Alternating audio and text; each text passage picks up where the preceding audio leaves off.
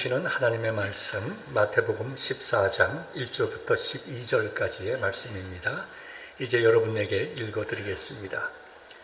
그때에 분봉왕 헤롯이 예수의 소문을 듣고 그 신하들에게 이르되 이는 세례 요한이라. 그가 죽은 자 가운데서 살아났으니 그러므로 이런 능력이 그 속에서 역사하시는 도다 하더라.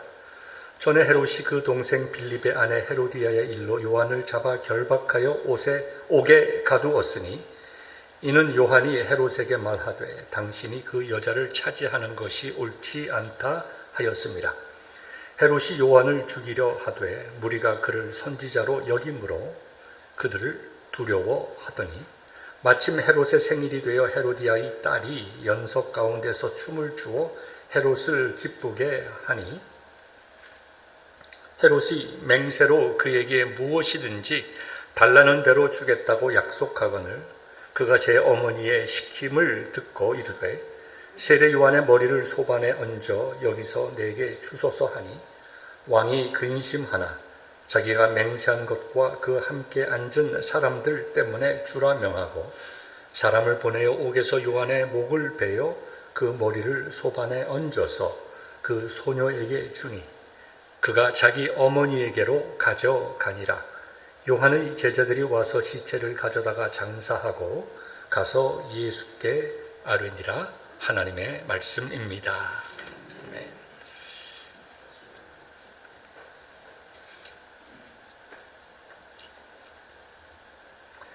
우리 교회는 3년째 구속사에 관한 말씀을 함께 나누고 있습니다. 하나님께서 우리를 구원하시되 어떻게 구원하시는가? 크게 세 가지 윈도우를 통하여 성경을 보고 있습니다. 첫 번째는 언약이죠. 하나님과 우리와의 약속입니다. 하나님께서 그 택한 자들을 버리지 아니하시고 구원하시겠다고 하신 그 언약을 통하여, 그 약속을 통하여 창세기로부터 요한계시록까지 쭉 우리가 성경의 맥을 읽어갑니다. 두 번째는 그 언약을 이루시기 위하여 중보자이신 예수님, 메시아시오 그리스도이신 예수님을 우리에게 보내셨습니다.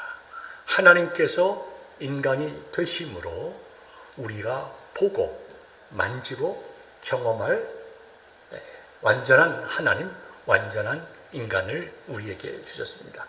그 중보자 예수님께서는 하나님과 우리 사이에 있는 죄악의 문제를 해결해 주시고 천국을 우리에게 선포해 주시고 천국의 확장을 말씀하셨습니다. 세 번째는 하나님의 나라라는 개념입니다. 성부 하나님께서 계획하시고 성자 하나님께서 이루신 그 구원을 성령 하나님께서 어떻게 택한 백성이 받아들이고 하나님의 백성, 하나님의 나라로 만들어 가시는가에 관한 내용입니다. 이 세 가지 이제 큰 주제를 가지고 성경 전체를 읽어나가고 이해해나가고 해석하는 것을 우리는 구속사적인 입장, 즉 하나님께서 우리를 어떻게 구원하시느냐라는 것으로 성경을 이해하는 방법입니다. 우리가 예수님의 사역을 말할 때는 크게 몇 가지로 나눌 수가 있는데요. 예수님의 탄생입니다. 하나님이 인간이 되심, 완전한 하나님이시오 완전한 인간이시고 섞이지 않고 분리되지 않는 항상 하나님인 동시에 완벽한 하나님인 동시에 완벽한 인간이신 그 하나님에 대한 신앙 고백이 우리에게 반드시 필요합니다. 두 번째는 우리가 예수님의 사역에 대해서 말씀을 나눌 때에 예수님께서 무엇에 관하여 메시지를 주셨는가 하는 것입니다. 세례 요한의 바통을 이어받아서 예수님 역시 동일한 말씀으로 그분의 사역을 시작하셨는데요. 회개하라 천국이 가까웠느니라. 아마도 전 세계에서 역사적으로 완벽한 팀 사역을 하신 분은, 팀워크를 하신 분은 바로 세례 요한과 예수님이 아닐까 싶습니다.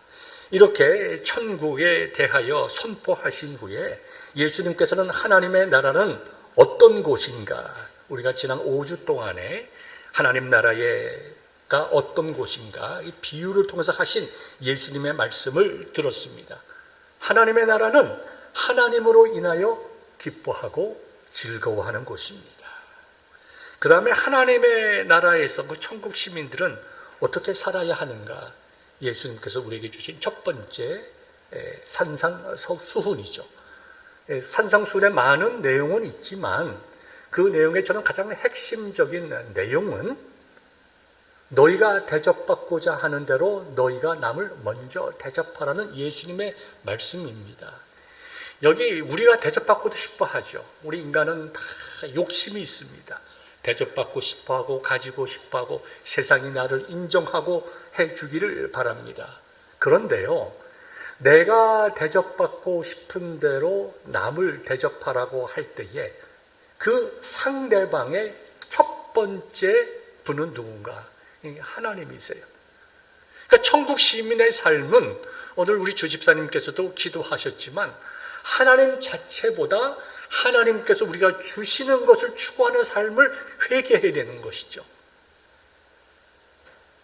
우리가 정말 하나님으로부터 은혜와 복을 누리기 원한다면 하나님이 나의 가정 속에 은혜 주시고 나의 산업과 자녀들을 지켜주시고 건강을 지켜주시고 복되고 행복한 인생을 살아갈 수 있도록 도와주시기 원한다면 우리는 먼저 예수님의 말씀과 같이 하나님을 기쁘게 하시는 일, 하나님을 영화스럽게 하는 일, 하나님께서 정말 우리를 창조하시고 우리를 통하여 영광 받으시고자 하시는 그 하나님의 마음을 조금이라도 우리가 깨달아 하나님의 마음을 기쁘시게 하는 삶을 살아가라.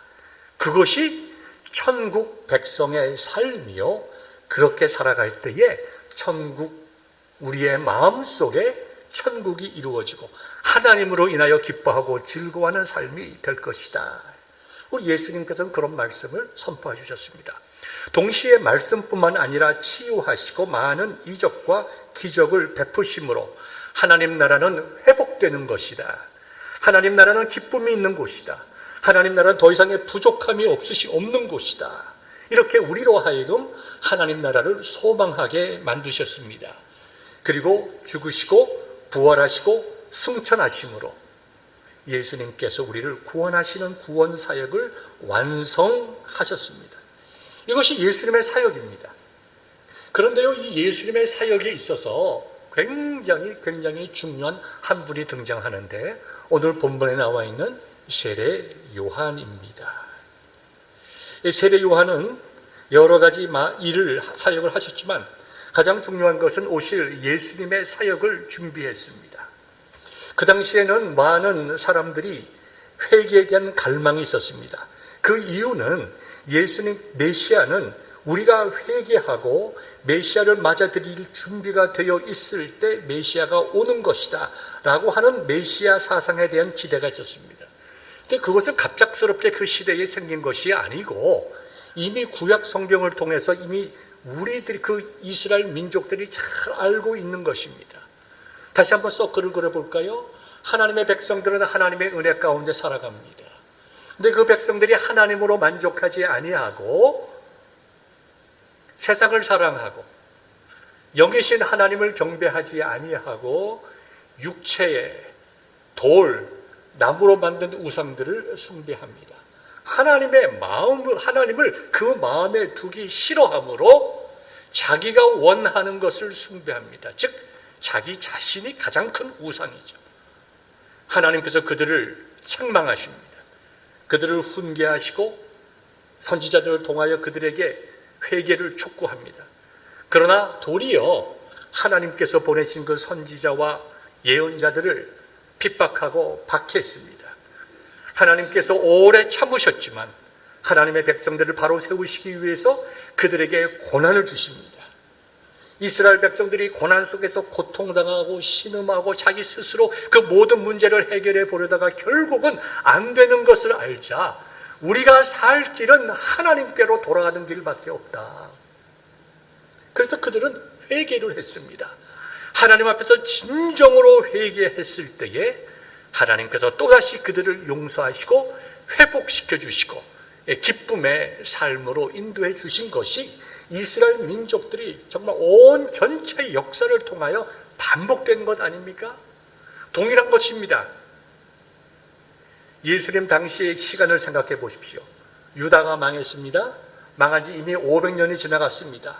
수많은 일들이 있었지만 여전히 하나님의 백성들은 이방 세력의 노예로 있었습니다. 아수르의 노예로 있었죠. 바벨론의 노예로 있었죠. 그리스의 노예로 있었죠. 그 다음에 이제 로마의 지배하에 있었다 이거죠. 물론 노예라고 이야기할 수는 없지만 그 지배하에 있었다. 이방 세력 속에 있었다. 그들이 하나님을 온전히 섬기지 못하고 거룩한 성에 이방 사람들과 우상들이 그득하고 영적인 권위가 떨어지고 이제는 대제사장들까지 로마의 허락 없이는 세울 수 없는 시대에 도달하게 되었다. 많은 사람들이 우리가 이와 같은 아픔과 눈물과 고난을 겪는 이유가 무엇인가? 우리 조상들이 그러했듯이 우리가 하나님께 범죄했다. 우리 조상들이 회개할 때에 하나님께서 모세를 보내주셔서 우리를 구원해 주신 것처럼 오늘 이 시간 우리 이 시대에 우리가 진정으로 회개하면 하나님께로 돌아가면 하나님께서 모세와 같은 메시아를 우리에게 보내주시어 우리를 회복시켜 주실 것이다. 그와 같은 열망이 굉장히 강했던 때입니다.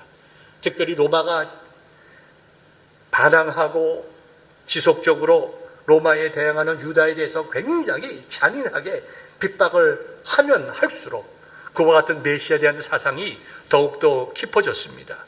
그래서 세례 요한이 외친 것이 무엇입니까? 회개하라. 우리가 진정으로 회개할 때, 하나님 앞에 진정으로 우리가 회개하고 돌아갈 때에 하나님은 우리에게 메시아를 보내주시고 우리를 구원해 주실 것이다.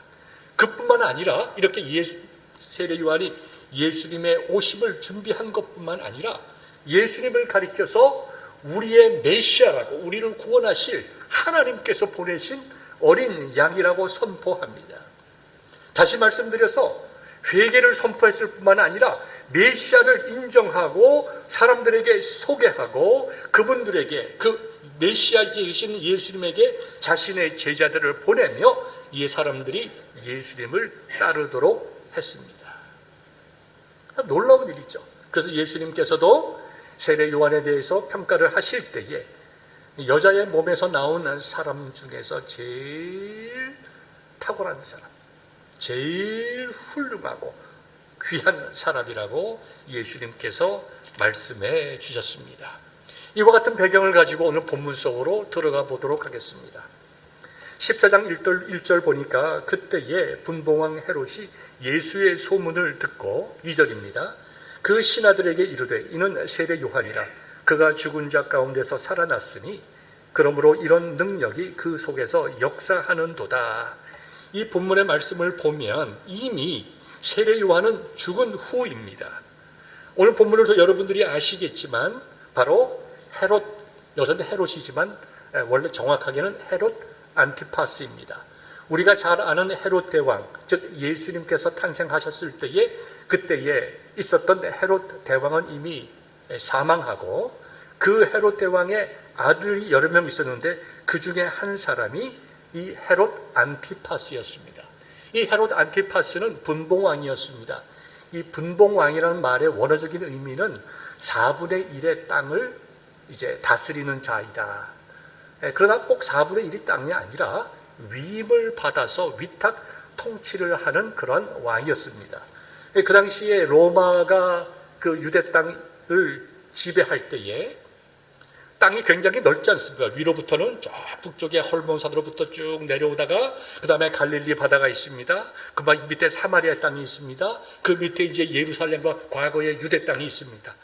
과거의 이스라엘과 유대 땅을 지켜나가는데 로마가 그 당시에 주둔하는 로마군들이 많지를 않았습니다.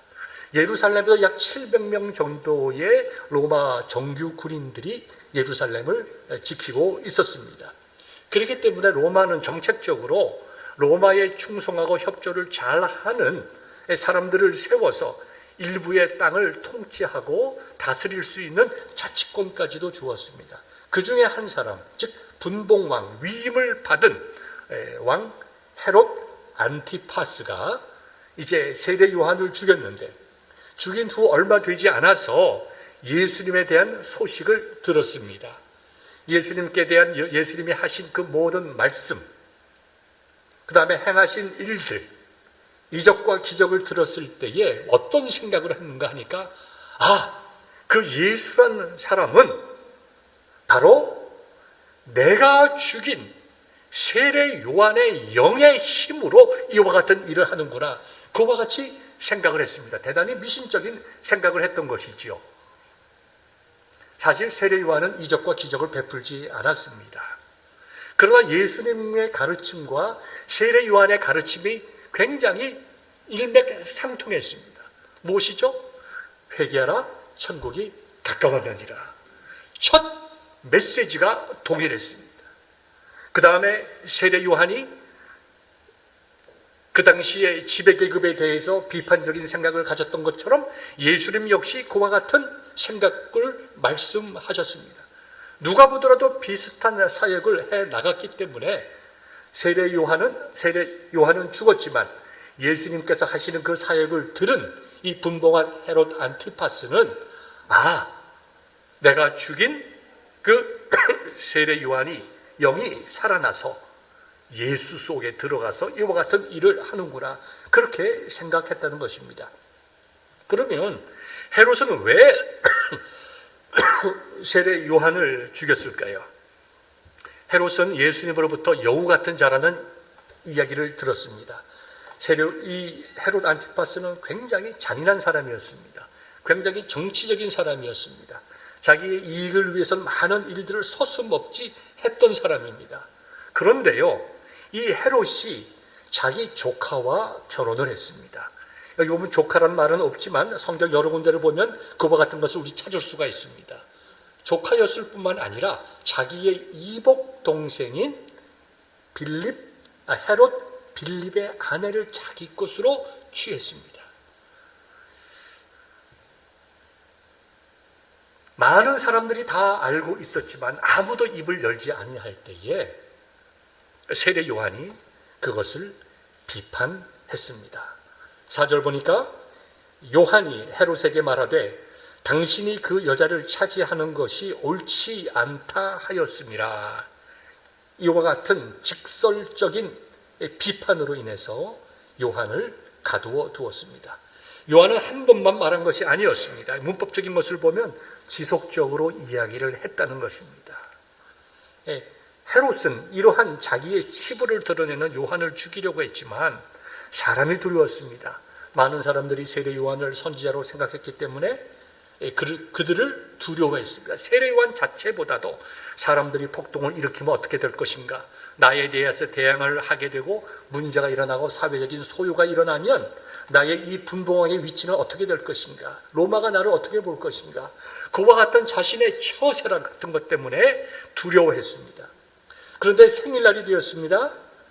자기가 데리고 살고 있는 헤로디아의 딸이 손님들 가운데서 춤을 추어서 아마 춤을 잘 췄던 모양이죠. 헤롯의 마음을 기쁘게 했습니다. 헤롯이 어리석은 말을 합니다. 야, 내가 너에게 맹세하마. 네가 무엇이든지 원하면 내가 그것을 주겠다. 그랬더니 이미 계획을 짜고 왔는지 자기 어머니가 시키는 대로 시킴을 듣고 이렇게 얘기를 합니다. 세례 요한의 머리를 소반에 얹어 여기서 내게 주소서. 참 놀랍죠? 지금 당장 달래는 거죠. 여기서 지금 헤롯으로 하여금 생각할 틈을 갖지 못하도록, 헤롯으로 하여금 피할 틈을 얻지 못하도록 그와 같이 지금 여기서 나에게 주소서. 그만큼 세례 요한은 헤로디아, 즉 분봉왕 헤롯의 아내, 새롭게 맞이한 아내로부터 미움과 죽이고 싶어 할 만큼 분노를 샀던 사람입니다. 다르게 말하면 자신의 생명을 내어놓았던 사람입니다. 무엇을 위하여? 자신이 믿고 있는 진리를 위하여. 이러한 이유로 세례 요한이 이제 죽게 됩니다. 자, 우리 여기서 생각해 봅시다. 많은 사람들은 이렇게 생각할 수 있습니다. 세례 요한이 꼭 그렇게까지 말해야 되나? 우리 옛말에 이런 말이 있죠. 모난 돌에 돌이 정 맞는다. 아, 저 사람 좀 심하다. 저렇게까지 할 필요가 있나? 저렇게 나서는가? 아니, 뭔가 좀 사람들이 좀 따른다고 분수에 넘게 지나치게 절도에 걸리게 저렇게 대항하는 것이 지혜로운 일인가? 현명한 일인가? 라고 이야기할 수 있습니다. 그리고 세례 요한이 죽은 후에 이렇게 말하는 사람들이 많이 있었을 거예요. 내 저럴 줄 알았다. 좀 할 만큼 하지, 적당히 하지. 아무리 사람들이 자기를 따른다고 해서 우쭐해서 마치 무엇인가 된 것처럼 절대적인 힘을 가진 사람 앞에 저렇게 대들고 비판하고 하더니 결국은 저렇게 죽는구나, 참 안 됐다 하고 혀를 찼을지 모릅니다. 이것이 세상입니다. 오늘 살아가는 우리들의 현실 속에도 이와 같은 것을 많이 봅니다. 우리들의 직장에서, 우리들의 가정에서, 인간관계 속에서도 마찬가지입니다. 무엇이 옳고 무엇이 바른가? 무엇이 우리가 지켜야 될 진리인가? 무엇이 내가 놓치지 말아야 될 그리스도인으로서의 품격인가? 우리는 그런 것들은 수많은 설교를 통해서, 가르침을 통해서 다 알고 있습니다. 근데 서로 간에 때로는 이런 얘기를 합니다. 아이, 김 집사 적당히 해. 왜 이렇게 튀어? 뭐 그렇게까지 해야 돼. 다른 사람 앞에서 좀 이렇게 튀는 일을 해야 돼. 꼭 그렇게 얘기를 해야 되겠어? 남도 좀 생각해 줘야지. 여러분, 이런 말들은 우리가 얼마나 자주 듣습니까? 물론 교회에서는 그런 얘기를 들을 기회가 많지는 않지만 우리 아는 사람들을 통해서, 직장에서 그런 말들 많이 듣게 됩니다. 그런데요, 세례 요한을 통해서 우리가 배워야 될 점, 우리가 한 가지를 말씀드리겠습니다. 그는 자신이 믿는 진리를 포기하지 않은 사람입니다. 그는 진리를 위하여 생명을 내어 놓은 사람입니다. 왜 그랬을까요? 무엇이 그로 하여금 자신의 생명보다도 귀하게 그 진리를 지키려고 했을까요? 그것은 곧 길이요 진리요 생명이신 예수 그리스도가 그의 마음속에 있었기 때문입니다. 우리는 이렇게 생각해야 됩니다. 진리를 선포하는 사명자들, 진리를 지키고자 하는 사람들은 세상이 주는 호의나 자신의 안전을 구하지 않는다. 진리를 지키고자 하는 사람의 유일한 관심은 하나님의 진리가 훼손되지 않도록 하는 것이다. 여러분, 우리는 진리가 무엇인지 압니다. 우리가 일상적인 진리나 과학적인 법칙을 이야기하는 것이 아니라 길이요 진리요 생명이신 예수 그리스도를 말씀할 때에 예수님만이 진리임을 압니다. 우리를 구원할 수 있는 유일한 길임을 압니다. 우리가 그것을 믿지만 우리가 그것을 믿는 사람으로서의 삶의 모습을 우리가 얼마나 보이느냐 하는 것은 완전히 다른 문제입니다. 세상 사람들도 그렇잖아요. 무엇이 옳은 줄 알지만, 어떻게 살아야 하는 줄 알지만, 또 이렇게 해야 한다, 이렇게 살아야 된다라고 말은 하지만 결정적인 순간에 올 때는 나에게 무엇이 유익한가? 의를 말하지만 이에 따라 살아가는 것이 오늘날 살아가는 사람일 뿐만 아니라 과거로부터 항상 있어 왔던 것입니다. 우리 역시 그런 사람들 범주에서 크게 벗어나지 않을 수 있습니다. 그러나 우리가 모든 것을 포기하더라도 결코 포기할 수 없는 진리가 우리에게 있다는 것입니다. 여러분들은 그것이 무엇이라고 생각하십니까? 세례 요한은 바로 그 진리는 세상 죄를 지고 가는 하나님의 어린 양이시다 라고 말을 했습니다. 우리가 고백하는 그 진리라고 하는 것은 우리를 구원하시고 우리로 하여금 하나님의 자녀가 되게 하시고 우리로 하여금 우리의 육체는 죽어서 썩어진다 하더라도 예수님께서 재림하실 때에 우리의 육체와 육체의 부활과 더불어 우리가 하나님의 나라로 들어가게 된다는 구원의 확신, 복음에 대한 확신이 우리가 결코 포기할 수 없는 진리입니다.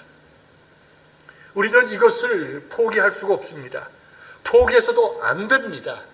포기하는 이상, 포기하면 우리는 하나님의 나라에 들어갈 수가 없습니다. 저와 여러분들의 마음속에 이 진리가 확실하게 서지 아니하는 한 하나님께서, 우리 주님께서 우리에게 말씀하신 그 많은 귀한 것들을 이 땅에 살아가면서도 누리지 못하게 됩니다. 예수님께서 자신을 가리켜서 진리요 진리요 생명이라고 말씀하셨습니다. 나로 말미암지 않고는 하나님께로 올 자가 없다고 말씀하셨습니다. 예수 그리스도를 믿는 자에게는 영원한 생명이 있다고 사도 요한은 우리에게 많이 말씀을 하셨습니다.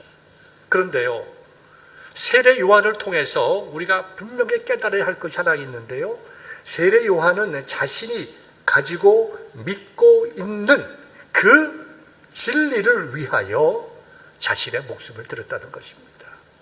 여러분, 진리를 모르는 사람이 어디 있습니까? 우리 교회에 있는 사람, 다니는 사람들 중에서 예수 그리스도 외에는 하나님께로 갈 수 있는 길이 없다는 것을 모르는 사람이 어디 있습니까?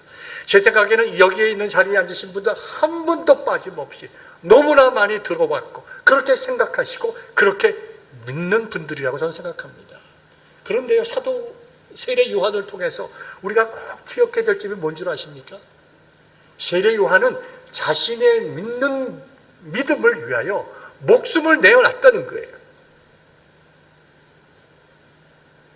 우리가 생각하는 것하고 우리가 말하는 것하고 일치하는 것이 중요합니다.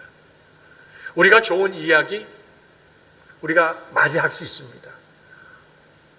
얘기를 하다 보면 자기 자신이 그 이야기에 심취가 됩니다. 믿지 않았는데 이야기를 하다 보니까 믿어질 수도 있습니다. 그런데요, 한두 번은 그렇게 할 수가 있습니다. 한두 번은 자기 자신에게 마음의 위로가 될 수가 있습니다. 한두 번은 다른 사람들에게 고개를 끄덕일 수 있는 이야기를 할 수가 있습니다.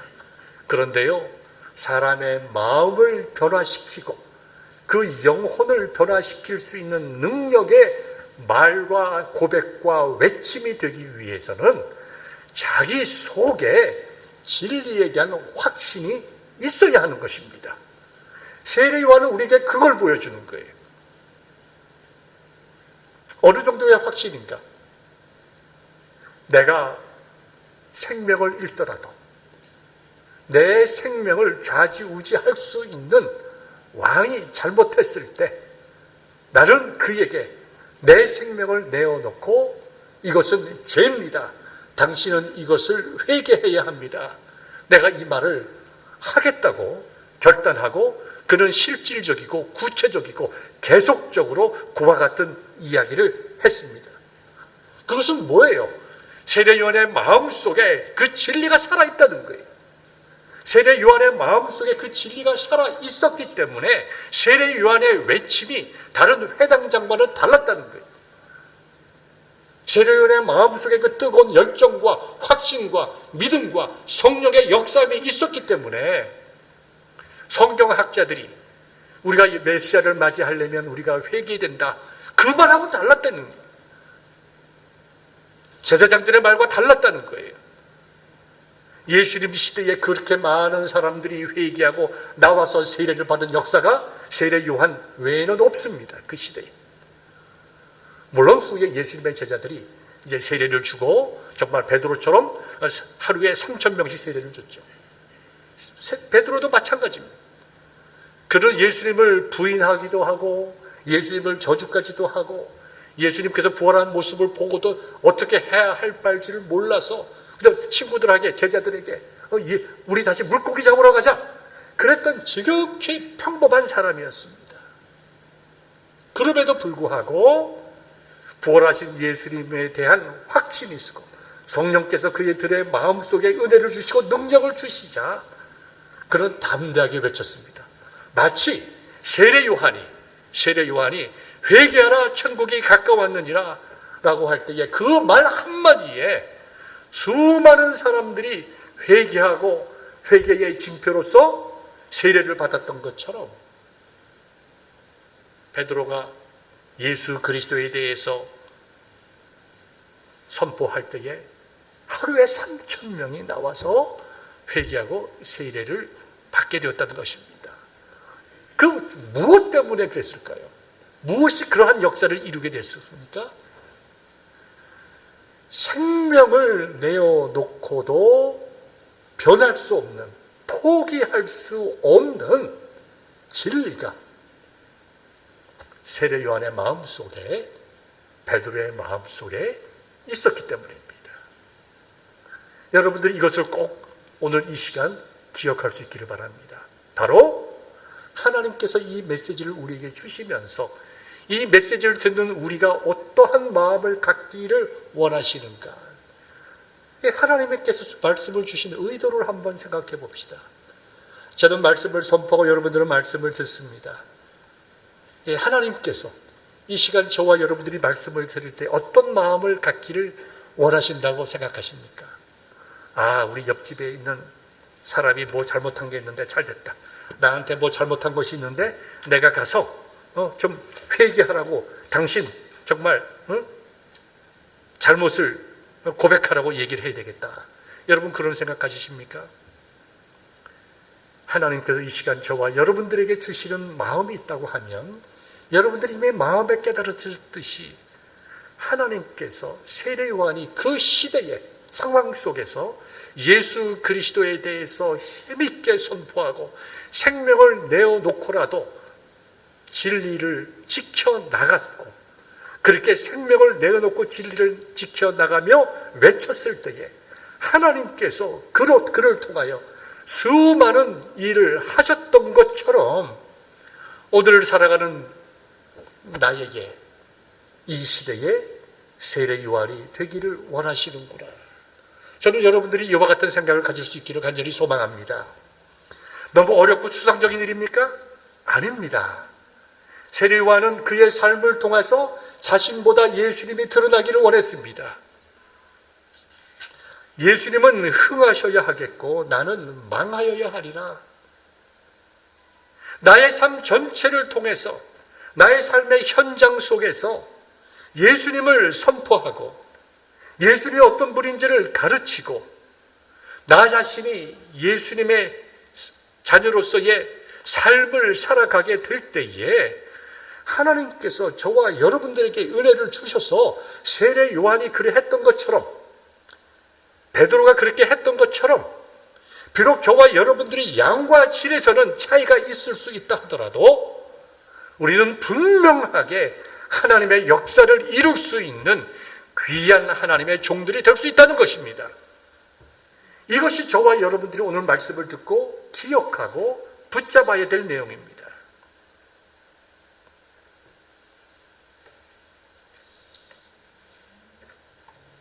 세례 요한은 자신들의 제자와 자신들에게 오는 사람들을 예수님께로 소개하고 안내했습니다. 나는 예수님에 비하면 아무것도 아니다. 그분은 흥하셔야 하고 나는 망하여야 될 것이다. 나는 메시아가 아니다. 저분이 메시아다.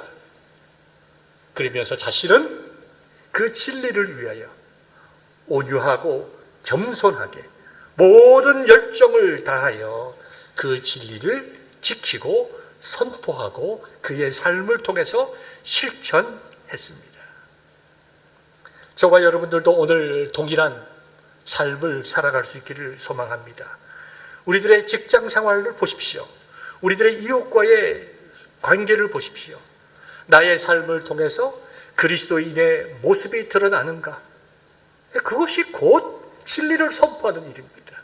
내가 조금 손해보더라도, 내가 좀 마음이 상하는 일이 있다 하더라도 나의 감정과 나의 생각과 나의 언어 때문에 길이요 진리요 생명이신 예수 그리스도의 이름이 가려지지 않도록 오직 예수님만 나타날 수 있도록 오직 예수님만 선포될 수 있도록 내가 내 삶의 모든 것을 들여서 그분을 위하여 살아가겠다. 내가 직장에서 예수님께서 하신 것처럼 복음을 증거하는 삶을 살아가겠다. 내가 빛과 소금의 역할을 감당해 나겠다. 그리고 이것을 위하여 내가 타협하지 않겠다. 내가 타협하지 아니하고 온전하고 순수하고 정직하고 바르게 내가 내 속에 있는 진리, 내 속에 계신 예수 그리스도, 내 속에 계신 성령님을 믿고 붙잡고 살아가리라.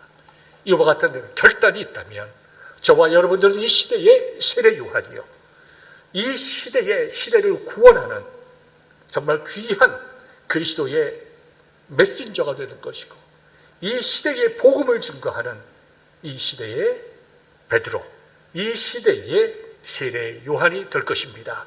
이와 같은 결단과 헌신이 오늘 말씀을 들은 저와 여러분들에게 있기를 우리 주님의 이름으로 축복합니다. 기도하겠습니다.